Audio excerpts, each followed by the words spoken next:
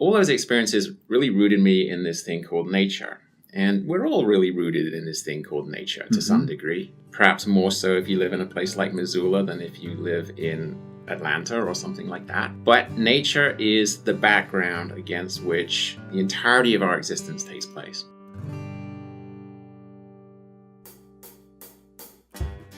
Hello and welcome to A New Angle. I'm your host, Justin Angle, Associate Professor of Marketing at the University of Montana College of Business.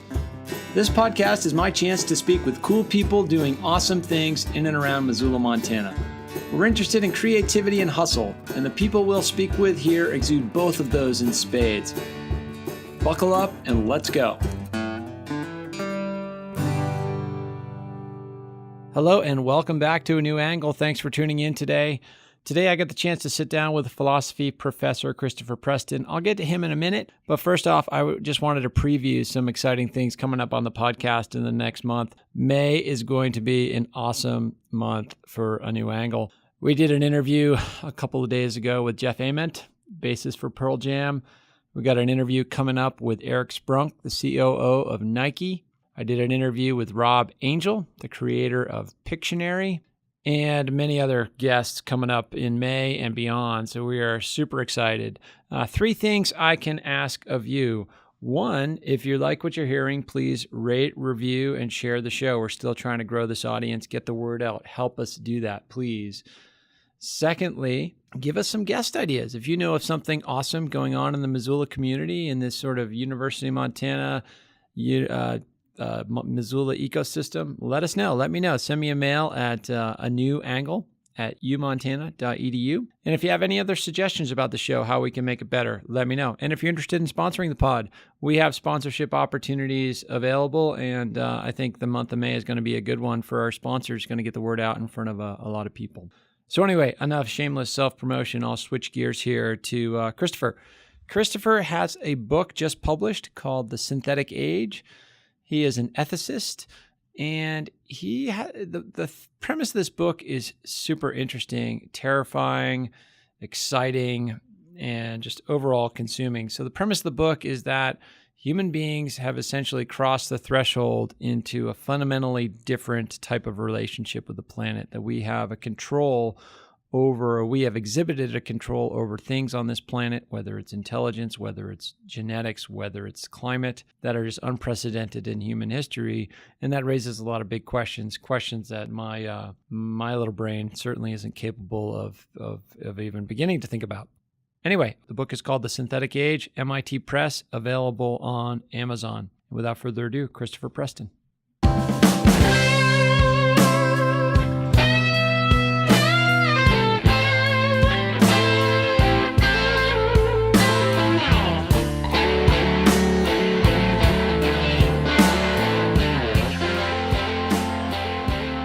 Okay, so I'm here today with philosophy professor Christopher Preston. Christopher, thanks for coming on the podcast. It's my pleasure, Justin. So you've been at UM for over 10 years now, is that right? 12 or 13 years. 12 or 13 years, by way of the UK. Came to, I looked a little bit at your bio, to Colorado State University for your master's degree. Was that kind of your first move to the U.S.? That was my landing point, Colorado, yeah. Yeah. So what made you choose Colorado State, Fort Collins, coming from the UK? So the reasoning is a little bizarre. I desperately did not want to go put on a suit and go work in London.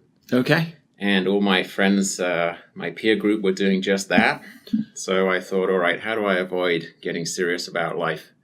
And it was drawn to my attention that I could maybe do a grad program somewhere and be funded to do it if I got lucky. And there were some beautiful places in the United States offering grad programs in this new area called environmental philosophy. And I thought, I need to be there. I need to be doing that. So I sent in an application, and before I knew it, I was in the Rockies. I certainly can identify with the motivation to avoid wearing a suit every day. Where I went to my undergrad, the culture was very much Wall Street focused. That's where people were going, and I knew that was not for me, so that resonates. So Colorado State, studying environmental philosophy, then at some point you decided to continue with that academic path and go for the PhD? Yeah, that's correct. I started going up to Alaska when I was in Colorado. I hitched a ride with someone that first summer and started working in the fishing industry and in the Park Service. And those experiences in Colorado and Alaska put the environment kind of at the heart of my being. And I figured after a while that I wanted to carry on thinking about this, talking about it, persuading people why it was important. And the academic path seemed like a good one to take. So I went from Colorado to Oregon, got a PhD in areas related to environmental philosophy. Then I got my first teaching job right here in Missoula. I had a 1-year position. Yeah, I noticed that. So you were here for a bit and then over to South Carolina and then back. Yep, I was replacing somebody who was away for a year here. I would have loved to have stayed. Yeah. But that wasn't an option at the time. So I went to South Carolina, got used to a different kind of landscape and tried to figure out how to love swamps instead of loving mountains. Right. Not sure I ever quite figured it out. But after 5 years, an opportunity arose where I could move back here. And I've been loving it here ever since. Fantastic. And so what we want to talk about today is you have a new book about to be released, The Synthetic Age. Tell us about this project. So the book is coming out this week. So when you This week, wow, congratulations. That's a big deal. Thank you. I really appreciate it. This book is about a dramatic change. I see it as if we are on the point of changing the world forever. So that sounds pretty hyperbolic, That's a big statement. Yeah. But I think there's no exaggeration here. Okay. The little background I gave you about Alaska and Colorado and Oregon, all those experiences really rooted me in this thing called nature.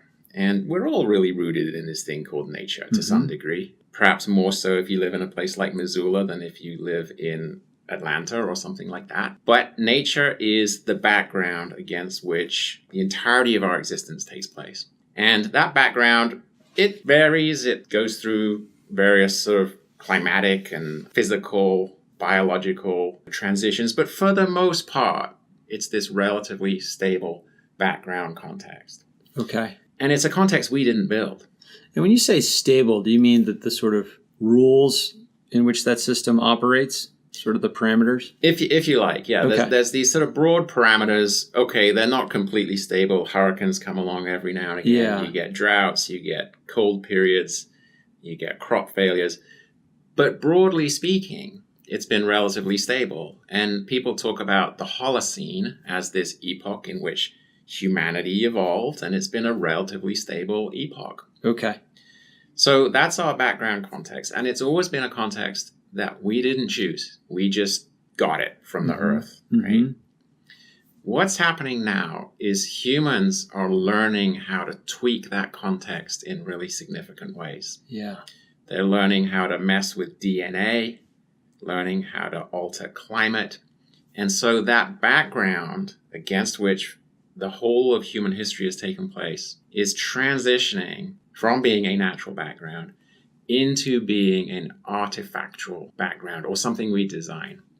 And so I think that really is a big deal. I think this is a change that has not happened before in the history of the planet. I think it's a dramatic rupture from the past, and I think we ought to know about it. And so when you say we ought to know about it, I mean, in some ways, we do know about it, although we're maybe not acknowledging it. Like we have this debate about climate change. Is it real? Are humans affecting it? Whatever. But that debate seems to be down at such a low level relative to the way you're thinking of it. You're thinking about, humans have had some impact on the climate. And now maybe we have some agency in how that impact can play out. So can we get into maybe an example of what climate looks like in this future epoch that you're thinking of? Or I don't know if it's future or we're in it, right? That's sort of your argument. No, that's a perfect question, Justin. So you're right. Like climate is one of those kind of background forces or background features. And you're right, climate is changing and we're having to adapt to that. But here's what I think is key, and it does revolve around agency. Everything that has happened so far has been a bit of an accident. No one driving the car is saying, I want to heat up the planet. Or no one constructing a coal-fired power plant is saying, I'd love it to be hotter in Montana in the winters. Yeah. But it's just happened. It's just kind of happened by accident. And you can run through that argument with things like species extinction, with things like pollution in the Arctic, with pesticide residues in our waterways. They're all big accidents in a certain respect. We never meant to create global scale change. Okay. Technologies now allow us to deliberately create global scale change. And let me give you an example with climate. Some people are worried that the weather's getting too hot and maybe we can do something to cool it down. What can you do? Well, you can put particles up in the stratosphere, which will actually filter out incoming solar energy. Okay. So you create a kind of a haze up there. Sure. You cool down the planet. Not as much solar radiation gets through. And maybe you can avoid some of the problems that climate change is promising to foist upon us. Mm-hmm. It's a dramatic engineering project. Yeah. It's actually a planetary engineering project.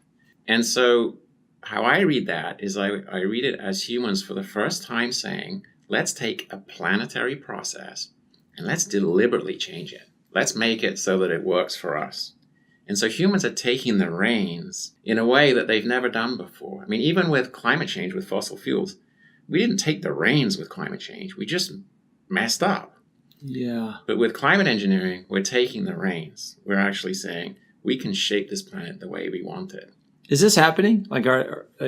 Who's doing this shaping and reins taking? Well, we're right on the cusp. Okay. So, the book walks through a whole suite of technologies from the atom all the way up to the atmosphere. Sure. So there's 5 or 6 technologies that I discuss in the book there.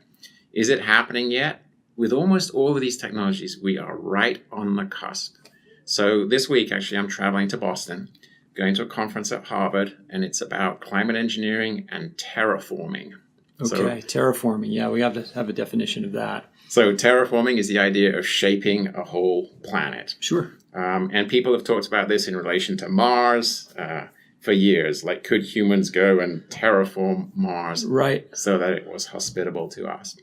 But the conference is on climate engineering here on Earth and terraforming up in Mars because it's the same type of management. It's humans taking control of a whole planet. Yeah. And the conference is at Harvard because there's a group at Harvard who this summer are going to carry out the first actual test of engineering the climate by putting these particles up in the stratosphere. So we're right there. This is the moment where this stuff is going to start to happen. And so it seems like the technology is probably, in some ways, the easiest part, right? How do you it's like you said, this is a global action, solution, whatever you want to call it. It takes global action to address this, to take this agency. So how do we do it? How do we do it at a global level? I mean, we can't get countries to talk to one another. We're so in the weeds with that stuff. It seemed like the technology would be the easy part. The human problem is the more difficult one. Yeah, you've kind of hit the nail on the head. So notice I'm an ethicist and philosopher. I'm not an engineer. Yeah. As far as the engineering goes, it's not that technology is simple, but it's a solvable kind of problem technologically. But as far as the ethics and the politics, I mean, you're right. If you're going to alter the climate, you're doing it for the whole globe at the same time. So you're doing it for 7.5 billion people. Right. And the sorts of interests that those 7.5 billion people are going to have in this are going to be different. Mm-hmm. It's not like climate change affects everybody in exactly the same way. Right. I was in Arctic Norway a couple of springs ago, and in April, all the snow disappeared, which was very unusual. It was the Arctic, right? The snow was supposed to be there till May. And I said to somebody in Tromsø, where I was, I said, what do you think about this weather? Isn't it kind of bizarre? And he said, I love it. Sure. He's really excited about his spring starting earlier. Mm-hmm. But what that indicates is that everybody's investment in the prospect of climate engineering is going to be different. So how do you get everybody to sit down and agree on a global strategy? I mean, we can't even do that with things like fossil fuel emissions. Right. So the idea that we could do it with this intentional manipulation of a whole planet, I mean, it really sort of boggles the mind as to what would be involved in that. Yeah. And then, I mean, let's shift gears to a different domain, because as you said, this is happening in various domains. So the other kind of obvious one that comes to mind that people talk about and read about, it's in the popular press, is genetic engineering. One of your areas of expertise is synthetic biology, right? And so how have humans waded into, whether it's consciously or not, manipulating biology? Okay, yeah, good question. And it's interesting in the same way that the climate engineering topic is interesting. So obviously humans have manipulated genomes to some extent for millennia. I mean, every time you sort of crossbreed Sure. a crop, or you create a dog that has floppier ears than the last one, humans have been influencing the way that evolution works. But they've always taken some raw materials and just kind of nudged them in one direction, just given them a little push in another direction, and gradually steered something along a certain trajectory so that it provides better food for you, or provides nicer company if it's a domestic animal or something like that. It's always been a nudging, a gentle shaping. Yep. Synthetic biology does something radically different. Synthetic biology says, let's design a genome on a computer. Let's design something that we think will be useful for us. And then let's go into a lab and let's put the chemicals together and build it. So let's make genomes. This is completely new. This has not happened in the history of the planet. But what humans are saying is we'll take a process that used to be a natural process, and we will make it our process. We will do the designing. We will do the building. And this is just about starting to happen now. So sorry to interrupt, but when you say the building, do you mean the actual genesis of a living thing? That's exactly what I mean. Okay. And this is why I think this is a big deal, right? Absolutely. If you can construct a genome from scratch, right? Not just alter a genome, not just nudge it or manipulate it, but design and build one from scratch, then you are building life. Yeah. And where we're at right now is you can build genomes, bacterial genomes, so relatively simple ones, but you can build them in the lab. You can take them and you can put them inside existing bacteria, and you can have that genome you build take over the running of that bacterium. Wow. So these are synthetic organisms. So just so I'm kind of clear on how this works. So you're not exactly snapping your finger. Conception's not the right word, but like you're not bringing some stuff from its current state to an alive state. You're taking a bacteria that already exists and injecting a new operating system, if you will. Is that kind of how this works? That's a good way to put it. That's where we are at with the technology right now. Okay. Is you take the shell of the existing bacterium and you put the DNA that you design into it. Okay. And one of my students came up with a name for this. He called it genetic hijacking. I think that's a pretty good term. Pretty descriptive term for it, right? Yeah. So that's the state of the art right now. But the idea, obviously, is the shell is presumably something else we could build at some point. I mean, if you can build the genome, that's probably the complicated part. So building the shell would be the next kind of step here, in which case it literally would be creating life out of nothing. To me, that's sort of historic in a way that few other things in human history or natural history have ever been. Yeah, absolutely. I mean, it's as you said before, like a lot of these forces or trends or whatever you want to call them have sort of came to be via accident, where, whether it's climate, whether it's the synthetic biology, these things are the analogy used of grabbing the reins, this level of control. And that is interesting. And it kind of raises the question, I've heard this statement phrased before, we now have the opportunity to outperform evolution. And there's this assumption in there that whatever we do is going to be outperformed. Like, does evolution need to be outperformed? Can it be outperformed? Are we going to do it better? It seems like it's working okay on some dimensions. So what's your thinking around that issue? Yeah, like I said earlier, I'm an ethicist. And so when somebody says, let's see if we can outperform evolution, a lot of ethical red flags get raised. Of course, yeah. I mean, that there's questions of what's the humanity's proper role in the scheme of things here. Is that the sort of thing we should be designing and managing and building? Can we be sure that the things that we design and build will continue to do the things we had planned they were going to do? Of course, evolutionary principles, Darwinian principles of selection and mutation, those things will still be in operation. Mm-hmm. So we'll build these things and perhaps let them loose to perform work for us in the environment.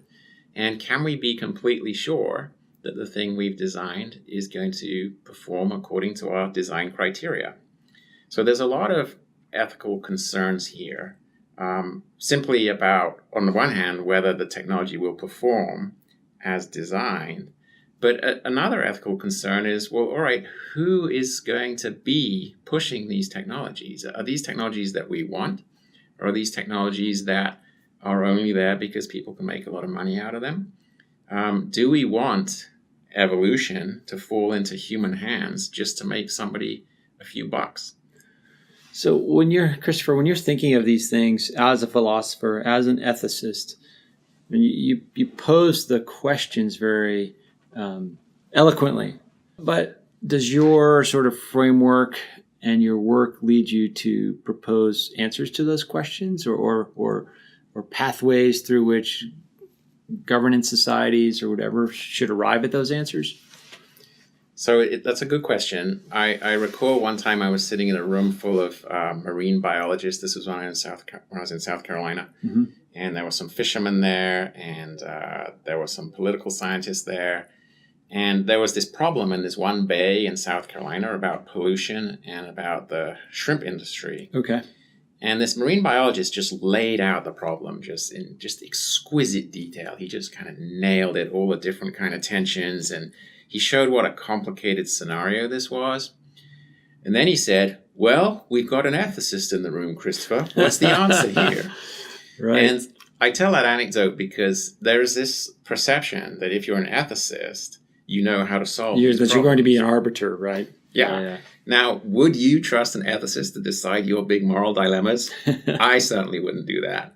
And so I see the role of the ethicist here to certainly prompt questions and then frame sets of questions and frame them alongside what's at stake in each sort of a question. Okay. And so if you can kind of lay out options, then, the people who should be deciding these is everybody, essentially. I mean, these are very public questions. When we're talking about a planet, when we're talking about evolution itself, these questions don't belong to any one set of people. They don't belong to the business people. They don't belong to the engineers. They don't belong to the ethicists. These questions are shared questions. And so, the best I can do is to lay these out and try and show what's at stake, and then hopefully engage people in what will be a very difficult but very important kind of conversation. Mm-hmm. So in your book, you're making the central argument that this transition from the Holocene epoch to, what do we call it, where we're now at Anthropocene? But you're arguing that it's actually a synthetic epoch. Yeah, exactly. I don't know if I'm following the chronology That right, is perfect. You got it perfectly right. Yeah. But the idea there is, by making this argument, by creating this awareness of how things have fundamentally changed, you'll initiate a conversation where these questions are raised. Now, to me, I've done a little bit of rudimentary reading on artificial intelligence, and this is another area that kind of fits into this category in a lot of ways. Artificial intelligence, in many ways, could be a tremendous bounty. Like, if it's done, I shouldn't say right, if it's done in a certain way, humans might never have to work again. But then how do we redesign a society where people don't have to work? I don't know if everybody likes their job. You love your work, don't you? I love my work on many dimensions, but if I was facing a world where it wasn't at all necessary, what would I do with myself? How would all these different power structures and organizational structures and our systems of identity and everything sort of needs to be rethought out? And do we as a society have that capability? It's impossibly complicated to think about this stuff. And I don't even know how to kind of get my head around how to ask a question in this topic. And so I cut you off there, but it's so hard to think about. You have to start really small and go piece by piece and go with the things that you're confident with. But there's a line that I use in my intro to environmental ethics class. It's easier to be a member of the Chemical Manufacturers Association or of Earth First than of neither. Right. And, to me, that's a telling line. It's very easy to say, yes, we embrace this. It's pretty easy to say, no, we reject this. But to be somewhere in between and to figure out, well, there are huge benefits to be gained from this technology, but the technology comes with certain costs. It's just very difficult to occupy that place. And the discussion becomes very much more complicated. Mm-hmm. It's impossible to sort of think your way through it all at one time. And so carving out this middle ground, I think, is incredibly important to recognize the benefits of technology and to recognize the costs. And people don't want to hear about the middle ground. I mean, in some of the initial discussions about this book that I've had with people, I've been pigeonholed as being extremely anti-technology, and I've been pigeonholed as being way too enthusiastic about technology. Yeah, it's funny. I don't read it either of those ways, but I can see how people would fall into those camps. And well, I mean, we like to fall into tribes. Yeah, and yeah, I see myself as being somewhere in the middle. I mean, nanotechnologies is one of the technologies I discuss in the book. Without nanotechnologies, our solar panels would be way less efficient. Right. And I think we want more efficient solar panels, right? Mm-hmm, mm-hmm. And yet, nanotechnology does this rearranging of matter and the creation of material properties that are pretty rare in planetary history. We're sort of opening up new kinds of arrangements with new kinds of properties, that some of which can be quite scary and potentially dangerous to us. So nanotechnology is a great example. You've got massive potential benefits that environmentalists should embrace. And you've got some quite scary costs that environmentalists should be on the alert against. And so how to talk about which bits of nanotechnology we want and which bits we don't is incredibly complicated. And so, like most things, truth, if there is such a thing, is in the middle.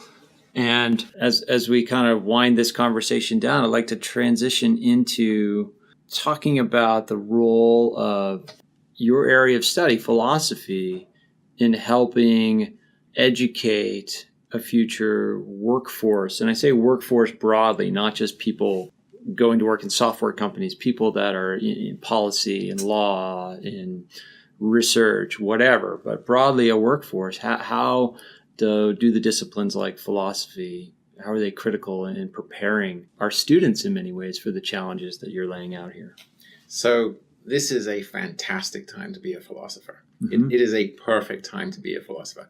Why is that? You look like you're thriving. Yeah, this is your moment. Because it's the perfect time, because we live in this allegedly post-truth era. Okay. All these conflicting narratives that are getting thrown at us through social media all day long. Everything has been thrown up for grabs, it seems. Of course, it's not the case that every piece of information you get on social media is of the same merit. Mm-hmm. And so the skill of being able to think through complex situations, think through complex kind of debates, think through complex propositions, that's exactly what philosophers train students to do. Okay. And so I stand in front of my class and I say, all right, we're going to talk about 3 things in class today. None of them are going to have clear answers to them, but I want you to dwell in that ambiguous space. I want you to spend time saying to yourself, well, we could go this way on this topic, but equally easily you could go this other way. And going one way or the other is going to depend on which premises you adopt, where you stand on the foundational parts of the platform there.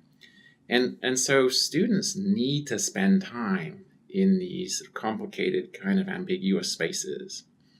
And then they need to be able to follow lines of thought through these spaces and see where those lines of thought would take them. And so this is one of the skills we teach in philosophy, or we like to think we teach it. Mm-hmm. And my goal, my task, is to get students excited about being in a space which very often they'd rather not be in. You know, it's much sort of easier to just grab the headline that feels good, and kind of stick with that and not think behind the headline. Yeah. And so this is, broadly, it's part of a humanities education. But it's certainly part of a critical thinking education, part of a philosophical education. And we need a lot of this right now. I mean, we are, I guess I could have written a different book that was not about technology, but it was about society and where we're at right now. And we really are at this critical kind of juncture, I think. Maybe that's the next book. it could potentially be the next book. Well, So, I'll put you on the spot a little bit. We haven't had this conversation previously, but how do we here at the University of Montana is in a bit of an identity crisis period. And a big part of that is our budget situation. And when resources are drastically constrained, people, as we mentioned before, can descend into their camps. It's very easy to say, no, we're all about this or we're all about that. And our new president proposes that actually we have a unique opportunity as an institution because of our ability to do many things and to combine disparate disciplines into a unique educational experience. So how can we do better, as from my perspective in the College of Business, how can I do better collaborating with somebody like you in philosophy to make sure that our students are asking the right questions and approaching the challenges you're identifying with a thoughtful mindset? We have to be bold. And I think the president is right about this, that we're facing sort of an existential challenge. Mm-hmm. We've got to figure our way through it. We've got to look at what our natural strengths are. And here in Montana, one thing, to me anyway, which is obviously a natural strength, is that we're in this incredible location with these incredible researchers, many of whom love to do their work outside in this landscape. And people around the country, when they hear I'm at the University of Montana, their eyes kind of brighten up and they're so excited essentially about the nature that we have here. Right. So we take that, which is our, if you like, our sort of inbuilt strength in these issues of sustainability, and we figure out how to talk to each other. So, just as we're sitting here, a philosophy professor and a professor in a business school, sort of figuring out what is the topic here that we're trying to discuss. We figure out how to talk to each other. We learn how to be good translators.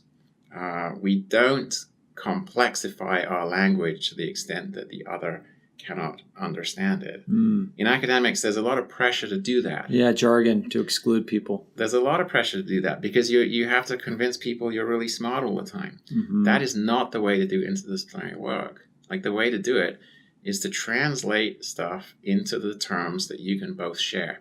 Right. And I've worked on a number of interdisciplinary projects here, and one of the striking things is how hard it is to actually all sit around the same table and have the same conversation. It takes a long time to figure out how to have that conversation. You got to put time into it. You got to put energy into it. It can be very frustrating. Yeah. You need the right people. You need patient people. But you need people who recognize that that's where the important work needs to be done. There's plenty of very complicated papers getting written in disciplines across campus. We don't need more of those. We need people to be able to talk to each other across disciplines. And that's something I love doing. It's something I plan to kind of do more and more of as things go along. But you're right. It's a challenge we face, and we're going to have to be bold to address it. Maybe we can continue this conversation, and I can talk you into letting me help you on this next book about the challenges of society. Anyway, I know you have to run to a dissertation defense, part of our service here at the University of Montana. But congratulations on the book, The Synthetic Age, launching this week. So we're excited that you came to A New Angle to talk about that. And good luck with the book and all your other projects. I appreciate it, Justin. Thanks for having me on. All right. Hope you enjoyed that chat with Christopher. Remember, the book is called The Synthetic Age. It's available anywhere you get books, Amazon.com, local bookshops, all that stuff. So check it out. Coming up next week, we have Lisa Mills. Lisa is spearheading a really awesome program here at the University of Montana, Elephant Friendly Tea.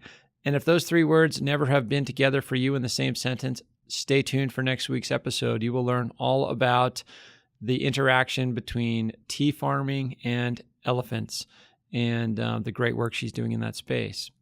See you next week.